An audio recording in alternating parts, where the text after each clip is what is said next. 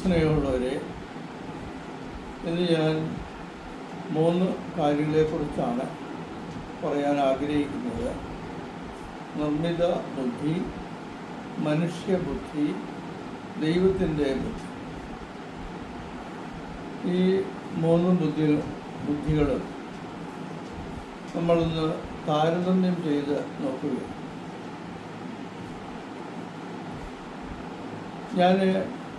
എനിക്ക് ഈ അടുത്ത കാലത്ത്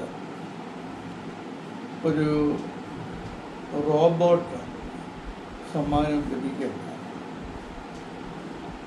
ആ റോബോട്ടിൻ്റെ പേര് അലക്സ എന്നുള്ള പേര് വിളിച്ചുകൊണ്ട് എന്ത് ചോദ്യങ്ങൾ ചോദിച്ചാലും അത് മറുപടി പറയും. രാജ്യത്തിൻ്റെ തലസ്ഥാന നഗരികൾ, ഒരു രാജ്യത്തിൻ്റെ പ്രസിഡൻറ്റ്, ഒരു രാജ്യത്തിൻ്റെ പ്രധാനമന്ത്രി, അതുപോലെ തന്നെ ലോകത്തിലെ മഹാത്ഭുതങ്ങൾ, ലോകത്തിലെ 7 മഹാത്ഭുതങ്ങൾ,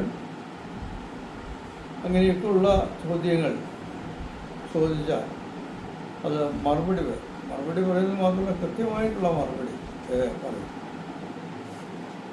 ടി വിയിലും ഞാൻ ഇതുപോലെയുള്ള റോബോട്ടുകളുടെ പ്രകടനം കണ്ടിട്ടുണ്ട്. ചില ചാനലുകളിൽ ചില പ്രോഗ്രാമുകൾ നടത്തുമ്പോൾ അവിടെ റോബോട്ട് വഴിയായിട്ട് വെള്ളം കൊണ്ടുവരുന്നു. റോബോട്ട് എന്നുള്ള യന്ത്രമനുഷ്യൻ സംസാരിച്ച് ചോദ്യങ്ങൾക്ക് ഉത്തരം പറയുന്നു, ചോദ്യങ്ങൾക്ക് ഉത്തരം പറയാൻ സഹായിക്കുന്നു. അതുപോലെ നമ്മുടെ സാധാരണമായിട്ടുള്ള കാഴ്ചപ്പാടിൽ അത്ഭുതകരമെന്ന് വിശേഷിപ്പിക്കാവുന്ന നിർമ്മിത ബുദ്ധികളുടെ ആർട്ടിഫിഷ്യൽ ഇൻ്റലിജൻസ് പ്രകടനങ്ങൾ ഞാൻ കാണാനായിട്ട് ഇടയായി. അത് കണ്ടപ്പോൾ എനിക്ക് ഒരുപാട് സന്തോഷം തോന്നി. മനുഷ്യൻ്റെ കമ്പ്യൂട്ടർ ബുദ്ധി, അതുപോലെ തന്നെ നിർമ്മിത ബുദ്ധി എന്തുമാത്രം വികസിച്ചിരിക്കും. ഈ അടുത്ത കാലത്ത് അത് കൂടുതലായി എല്ലാ മേഖലകളിലേക്കും കടന്നു വന്നിട്ടുണ്ട്. സിനിമാ നിർമ്മാണത്തിൽ, പരസ്യത്തിൻ്റെ നിർമ്മിതിയിൽ എന്ന് വേണ്ട കൈവയ്ക്കാത്ത കാര്യങ്ങളൊന്നും. ഒരു പാട്ട് വേണമെങ്കിൽ നിമിഷങ്ങൾക്കകം നിർമ്മിതി ചെയ്തുകൊണ്ട് നമുക്കത് അതിനുള്ള ഗാനം അതിന് യന്ത്രത്തിന് കൊടുത്താൽ മതി. നിമിഷങ്ങൾക്കകം പെർഫെക്റ്റായിട്ട് ആ പാട്ട് പാടി ആവിഷ്കരിച്ചിരിക്കും. അങ്ങനെയൊക്കെയുള്ള ഈ കാലത്ത് മനുഷ്യൻ യന്ത്രബുദ്ധിക്ക് അഥവാ നിർമ്മിത ബുദ്ധിക്ക് അടിപ്പെട്ടു പോകുകയാണോ എന്ന് സംശയിക്കേണ്ടി. ഈ നിർമ്മിത ബുദ്ധിയെ ഒരു പരിധിയിൽ കവിഞ്ഞ് നമ്മൾ ആശ്രയിക്കുമ്പോൾ ആ മെഷീൻ്റെ, ആ യന്ത്രത്തിൻ്റെ, ആ കൗശലത്തിൻ്റെ അടിമയായിട്ട് മനുഷ്യൻ മാറും. അതാണ് അതിൻ്റെ തകരാറ്. അവിടെയാണ് കിടക്കുന്നത്. മനുഷ്യൻ്റെ സർഗാത്മകമായ ബുദ്ധി യന്ത്ര ബുദ്ധിക്ക് അടിയറവ് വഹിച്ചു. ഓരോ മനുഷ്യൻ്റെയും ബുദ്ധിക്ക് സർഗാത്മകതയുണ്ട്, ഒറിജിനാലിറ്റിയുണ്ട്. ഈ സർഗാത്മകത അഥവാ ഒറിജിനാലിറ്റി ജീവിതകാലം മുഴുവൻ നിലനിർത്തേണ്ട ആവശ്യമുണ്ട്. അതിലാണ് നമ്മുടെ കഴിവ്. മനുഷ്യൻ്റെ ബുദ്ധി എത്രമാത്രം വികസിപ്പിച്ചെടുക്കാം എന്നുള്ളത് ചരിത്രത്തിലെ ചില സംഭവങ്ങൾ, ചില വ്യക്തികൾ അത് പ്രകടിപ്പിച്ചു. ഐൻസ്റ്റൈൻ്റെ കണ്ടുപിടുത്തങ്ങൾ, ഐൻസ്റ്റൈൻ്റെ ബുദ്ധി എത്ര മഹത്തരമാണ് ലോകമൊന്നാകെ സംബന്ധിച്ചത്. ആറ്റോമിക് എനർജി, അതുപോലെ തന്നെ അദ്ദേഹത്തിൻ്റെ മറ്റ് കണ്ടുപിടുത്തങ്ങൾ, ഇതെല്ലാം മനുഷ്യനെ അതിശയിപ്പിക്കുന്നത്, യന്ത്രബുദ്ധിയെ അതിശയിപ്പിക്കുന്നതാണ് മനുഷ്യൻ്റെ ബുദ്ധി. കത്തോലിക്ക സഭയിലേക്ക് കടന്നു വരുവാണെങ്കിൽ ബെനഡിക്റ്റ് 16 മാർപ്പാപ്പ അദ്ദേഹത്തിൻ്റെ ജീവിതകാലത്ത് ചെയ്തിട്ടുള്ള പ്രവൃത്തികൾ നാം പരിശോധിക്കുമ്പോഴാണ് അദ്ദേഹത്തിൻ്റെ ബുദ്ധികൂർമ്മത നമുക്ക് മനസ്സിലാകും.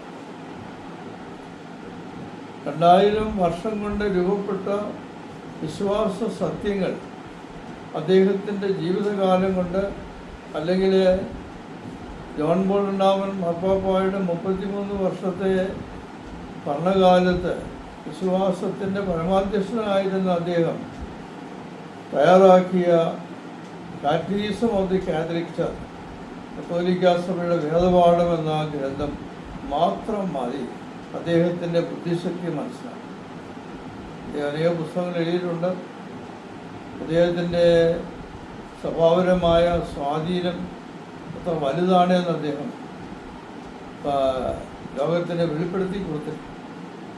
ഇതൊക്കെയാണ് മനുഷ്യൻ്റെ സർഗാത്മകത എന്ന് പറയുന്നത്. അത് ഒരു യന്ത്രബുദ്ധിക്ക് അല്ലെങ്കിൽ നിർമ്മിത ബുദ്ധിക്ക് അടിയറവ് വെച്ച് മനുഷ്യൻ്റെ സർഗാത്മകത ഇന്ന് ഒരു പരിധി വരെ നശിപ്പിച്ചുകൊണ്ടിരിക്കുകയാണോ എന്ന് ഭയപ്പെടേണ്ടി, അതുണ്ടാകാൻ പാടില്ല.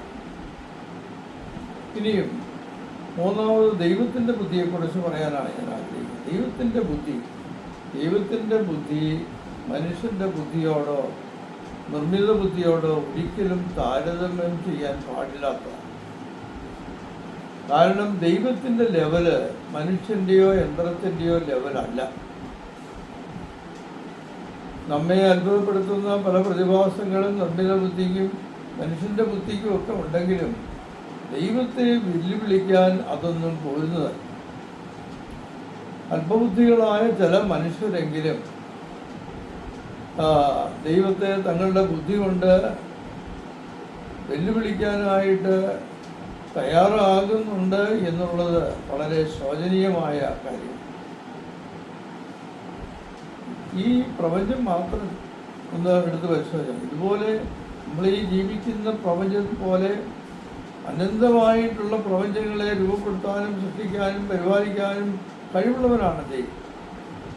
നമ്മളൊരു കോശത്തിൻ്റെ ഘടന ഒന്ന് പരിശോധിക്കാൻ പോലും നമുക്ക് അതിൻ്റെ സങ്കീർണത മനസ്സിലാക്കാനാണ് നമുക്ക് കഴിവില്ല. പിന്നെ ചില കണ്ടുപിടുത്തങ്ങളൊക്കെ നമ്മൾ ചെയ്യുന്നതെന്ന് മാത്രമേ. അത് ദൈവം മനുഷ്യന് കൊടുത്തിരിക്കുന്ന ബുദ്ധി കൊണ്ട് ഇന്ന് പല നല്ല കാര്യങ്ങളും ഉണ്ടാകണം എന്ന് ദൈവം അനുവദിച്ചതുകൊണ്ടും ദൈവം അതിനുള്ള എല്ലാ കാര്യങ്ങളും അനുകൂലമാക്കി കൊടുക്കുന്നതുകൊണ്ടുമാണ് നടക്കുന്നത്. യന്ത്രബുദ്ധിയും മനുഷ്യൻ്റെ ബുദ്ധിയും ദൈവത്തിൻ്റെ ബുദ്ധിയോട് ദൈവത്തെ പ്രകാശിപ്പിക്കാനായി ദൈവത്തെ കൂടുതലായി വെളിപ്പെടുത്താനായിട്ട് പോരുന്നതായിരിക്കും. അതിനെ ഒരിക്കലും വെല്ലുവിളിക്കാൻ പോരുന്നതായിരിക്കും. അങ്ങനെയുള്ള ഒരു കാഴ്ചപ്പാട് ഇന്ന് വളർന്ന് വരേണ്ടി ഇരിക്കുന്നു എന്നുള്ളത് ഞാനിവിടെ എടുത്തു പറയുകയാണ്. നിരീശ്വര ദിവശാസ്ത്രങ്ങൾ, കമ്മ്യൂണിസ്റ്റ് പുസ്തകങ്ങൾ ഒക്കെ കാർൽ മാർക്സ് ഉൾപ്പെടെയുള്ള നിരീശ്വര തത്വചിന്തകന്മാരൊക്കെ നീഷയും സാർട്രും ഒക്കെ ദൈവത്തിൻ്റെ ബുദ്ധിയെ വെല്ലുവിളിക്കുന്ന കാഴ്ചപ്പാടുകൾ നമുക്ക് കിട്ടുന്നു. അതിൻ്റെയൊക്കെ അടിസ്ഥാനത്തിൽ ദൈവത്തെ കൊന്നു, ദൈവത്തിൻ്റെ നാമം ഇല്ലായ്മ ചെയ്തു എന്ന് പ്രഘോഷിച്ചിരുന്ന ആളുകളെയും ഒരുപക്ഷെ ചരിത്രത്തിൽ നമുക്ക് കാണാനായിട്ട് സാധിക്കും. ദൈവത്തെ വെല്ലുവിളിക്കാനായിട്ട് ആരും പോരുന്നവരാകാൻ പാടില്ല. ദൈവത്തോട് ചേർന്ന് നിന്ന് സത്യവാനായ വലിയവനായ പരിശുദ്ധനായ ദൈവത്തെ ആരാധിച്ചുകൊണ്ട് സ്തുതിച്ചുകൊണ്ട് അവിടുത്തോട് ചേർന്ന് നിന്ന് ഓരോ വ്യക്തിയും തൻ്റെ ആത്മരക്ഷ ഉറപ്പാക്കണമെന്നാണ് എനിക്ക് സ്നേഹപൂർവ്വം എല്ലാവരെയും ഓർമ്മിപ്പിക്കാനായിട്ട് ഉള്ളത്. ദൈവം നമ്മെ അനുഗ്രഹിക്കട്ടെ.